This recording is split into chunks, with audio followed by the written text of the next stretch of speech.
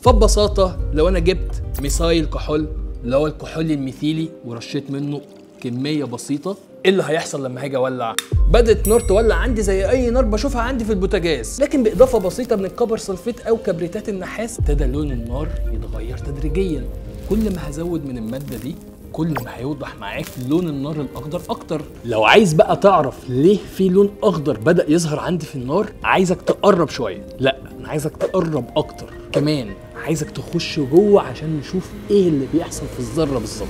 كلكم عارفين ان اي ذره بتبقى عباره عن نواه وحواليها الكترونات. الذره دي لما بتمتص طاقه بتخلي الكترونات المستوى الاخير تقفز لمستوى طاقه بعديه، بس نتيجه ده الالكترونات بتبقى مش مستقره كده وتبقى مش على بعضها، فبتحاول بكل الطرق ان هي ترجع لمستوى الطاقه اللي بترتاح فيه. رجوعها ده بيخلي الذره تطلع طاقه اسمها طاقه الانبعاث، والطاقه دي بتكون على شكل فوتونات من الضوء.